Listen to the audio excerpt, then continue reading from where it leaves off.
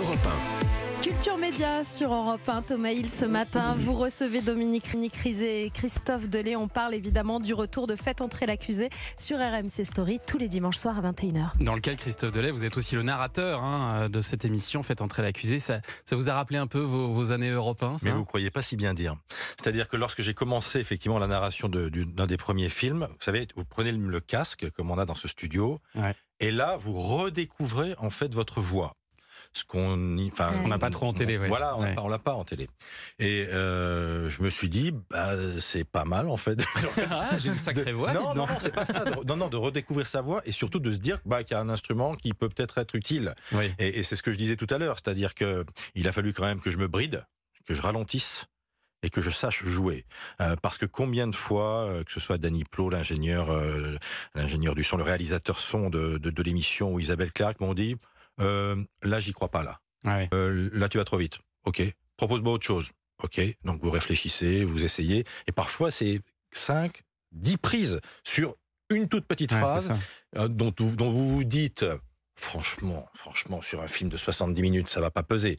Et en fait, à la réécoute, vous dites, ça joue en fait. Ouais. La modulation de la voix, les changements de rythme, savoir dire les choses. Jouer, moduler, non, c'est ça, accélérer. C'est pour ça que c'est un peu un numéro d'acteur. Bien sûr, c'est totalement un numéro d'acteur. Très bien. Dimanche, vous vous intéressez à un homme, Laurent Baca, qui a été retrouvé coulé dans un coffrage en béton, emmuré au-dessus de la chambre de ses enfants. Alors dit comme ça, on pense que c'est un maçon qui a fait le coup, mais non, c'est sa femme, Edith Scaravetti.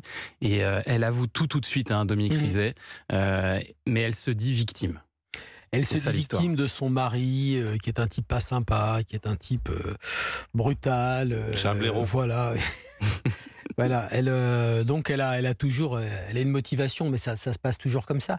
C'est un tout petit bout de femme. Le gars, lui, Laurent Bacal, il est assez balèze. Donc elle a monté le corps à l'étage. Et la question qui se pose, c'est est-ce qu'elle a pu le faire toute seule? Parce que c'est un gaillard, quoi. Donc elle l'a saucissonné. Elle a tiré les cordes, elle l'a monté à l'étage avant de le couler dans un sarcophage de béton. Ce qui est fascinant, elle avait envie. Ce qui est toujours fascinant, et je trouve que c'est un très bon exemple de ce qui est fait entrer l'accusé, l'histoire d'Edith Scaravetti et de Laurent Baca. Parce que lorsque vous les verrez, vous vous dites en fait, c'est ma voisine. C'est ça. C'est la voisine du dessus. C'est vraiment des gens comme tout le monde. Ce couple et ses 3 enfants. Et jamais vous pensez qu'elle pourra basculer dans l'indicible.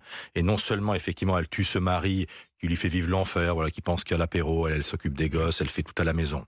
Et elle tue dans des conditions que vous allez découvrir. Et surtout, elle emporte le corps, elle le coffre dans le grenier de la maison. Je ne sais pas si vous voyez comment ce qu'on peut peser. Cette histoire. Et jusqu'au bout, d'ailleurs, les juges ne seront pas d'accord entre eux. Enfin, ça, je vous laisse le raconter dans cette histoire. Mais on est vraiment dans l'histoire parfaite pour votre émission Faites entrer l'accusé, parce qu'il y a beaucoup de rebondissements et il faut quand même tenir 70 minutes. Et 70 minutes, toutes les affaires ne peuvent pas permettre de le faire, de tenir 70 minutes. Alors, ce qui est compliqué pour nous, c'est une histoire dans laquelle on sait dès le départ qui est le meurtrier. Et là, on le sait très très vite. Donc après, on joue sur les mécanismes de l'histoire du couple, ce que vient de raconter Christophe, le type qui est pas très sympa avec sa femme, qui boit l'apéro, qui la délaisse, cette femme qui est toute seule et qui s'occupe vraiment bien de ses enfants. Et on raconte l'histoire autrement. On l'a fait dans un autre Fait entrer l'accusé, qui était l'affaire Ziba. C'est un type qui tue sa copine et puis qui disparaît, mais il est tout de suite suspect. Il se sauve, il est tout de suite suspect.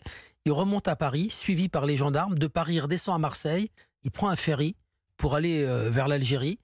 Et le ferry, mais on sait que c'est lui, quoi. Donc il faut raconter l'histoire autrement.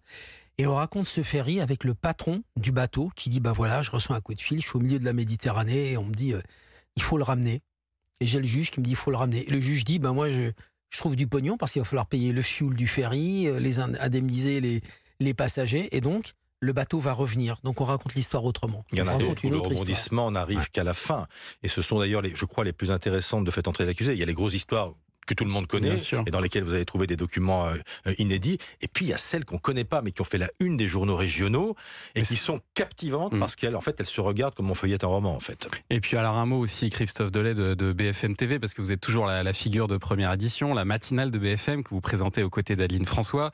Ça ne vous a pas échappé que vous allez avoir un petit peu plus de concurrence au mois de janvier la question. Avec la création d'une matinale sur TF1. Est-ce que ça vous inquiète? Ah bon? Ça ne nous inquiète pas, mais ça nous oblige. Voilà, un nouveau concurrent, Bruce, sur TF1 et avec plus, les moyens de TF1 sur le canal 1, donc évidemment, voilà, c'est un concurrent évidemment pour nous. Il y a un gâteau qu'il va falloir partager, mais essayer de le partager le moins possible. C'est vrai que sur le papier, ce que l'on en sait, c'est que ce sera peut-être davantage un concurrent de Télématin que pour nous, mais inévitablement, il va forcément aussi batailler contre nous. Donc oui, on réfléchit, hein. Voilà, évidemment, on réfléchit à des ce nouveau évolutions compétiteur. Ça veut dire des évolutions en janvier aussi pour vous? Les évolutions, elles sont tout le temps en fait dans première édition. Mais pour répondre à votre question, oui. Oui, c'est une inquiétude. Voilà. Non, oui, il y aura des évolutions. Une inquiétude, non. Moi, ça fait partie de nos métiers, la compète. Donc, oui, on aurait préféré que ça n'existe pas, évidemment. Je ne vais pas vous dire le contraire, mais on va faire avec. Très bien. Allez, restez avec nous. On va continuer à parler de faits divers dans notre question média. On va tenter de comprendre pourquoi les émissions autour des affaires criminelles ont autant de succès. Dominique Rizet, Christophe Delay, restez avec nous dans un instant. C'est le journal des médias de Julien Pichenet.